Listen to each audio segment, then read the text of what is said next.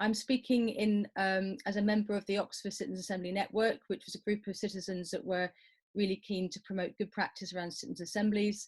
The council declared a climate emergency in January last year, and they proposed a citizens' assembly to help address that.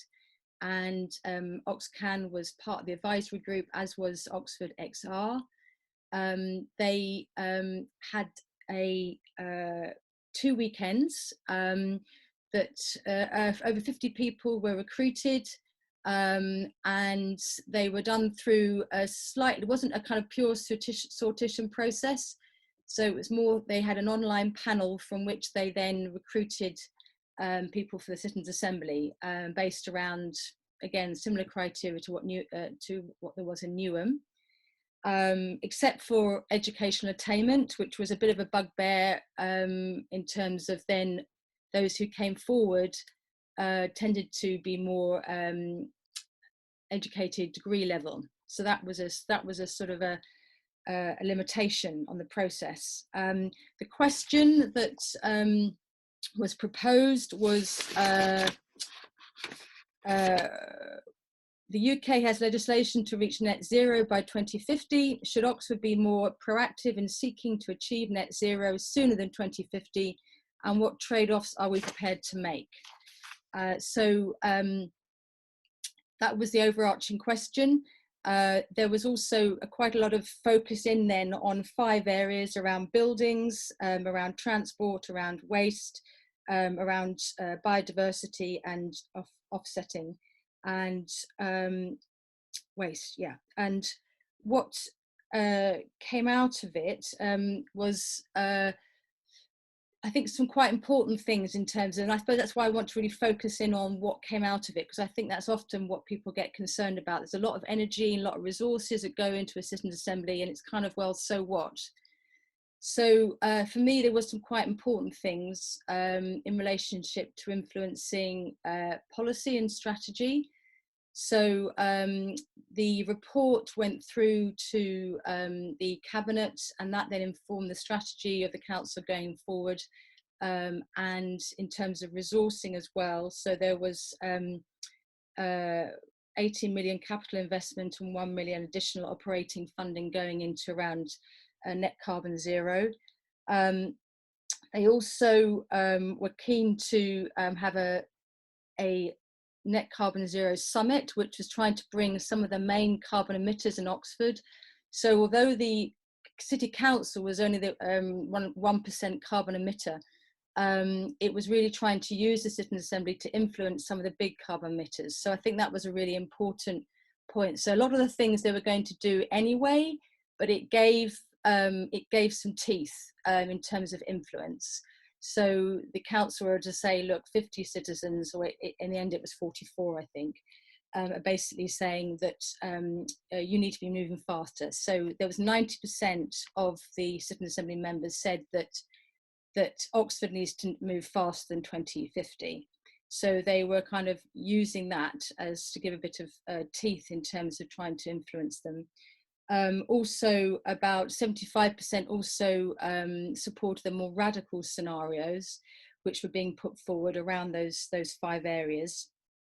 Although I'd say that those scenarios were between sort of improvement through to more radical, but it wasn't always quite clear how those scenarios are going to lead to net carbon zero. But there was a general feeling across the Assembly that they wanted to support more radical scenarios.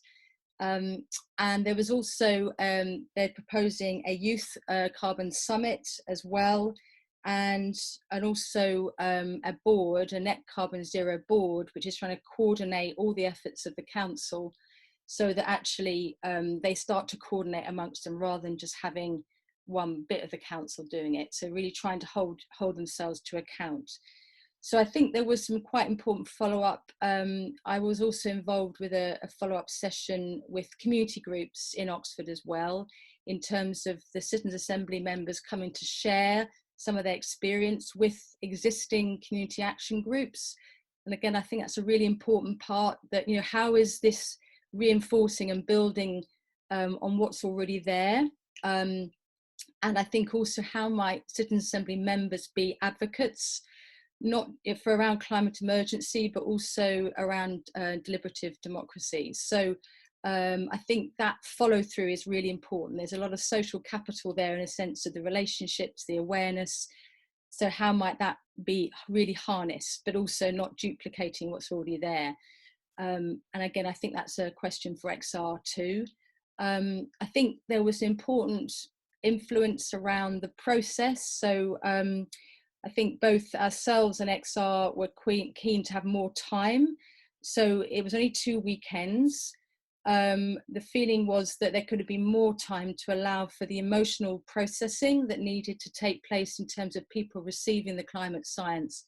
And what did that mean? Also around climate justice as well. We had someone from War of Want. Again, there could have been a bit more that dimension coming through. There was, as Andy said, some more creative approaches used. And so there was one like using a time machine and people going into a time machine and coming out, and then experiencing what a common view was they would hear more bird song. And I think that's just really interesting because that's what we're hearing now in the current pandemic, you know, that we're actually experiencing what we'd like to see. So there was something about more bird song was one of those things. So more visionary as well as not just the fear. I think also the other thing that could have been improved on is the communications. So there wasn't enough, I'd say, communication with citizens beforehand. So a lot of people didn't know what a Citizen Assembly was about. And both Oxcan and Oxford XR play quite an important role in trying to have conversations with citizens. We had a stall at a bigger XR event, and we were there supporting conversations at the Natural History Museum. There was sort of other opportunities, but the council really didn't, it had more traditional, I suppose, comms sort of rollout using press releases, but how to engage people in conversations both before, during, and after as well.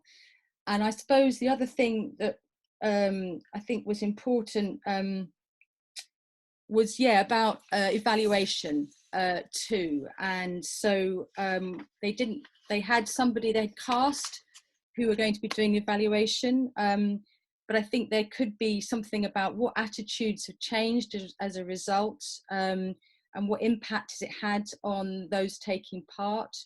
But also how is it influencing policy as well. And I think again, how to build an evaluation. So I suppose our feeling was it was well worth doing. The council were really innovative. I think they were the first city to do it. I know Camden did one first, but Oxford was the first city to do it. I think they should be really kind of applauded for that. But I think there's also some important learning. Oxcan's put together a summary of the learning from this, which I think could be useful for others as well. And we've used the Involve draft standards. Involve is one of the main bodies that have been facilitating citizens' assemblies. So we've used the Involve standards, quality standards, and we've also extended them a bit in terms of adding things like follow-up, etc. So I'm happy to put that as a link as well for people if they want interested. Yeah.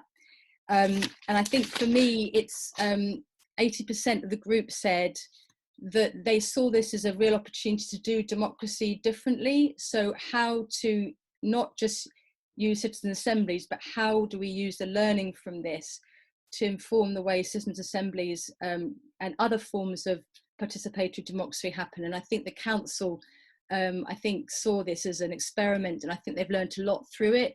And I think there was always a political dimension, but there was, I think, also an important learning is you had some clear political buy-in, even though it was, you know, tricky at times. You had the leader of the council, and there was the lead councillor for Carbon Zero Oxford was leading on it.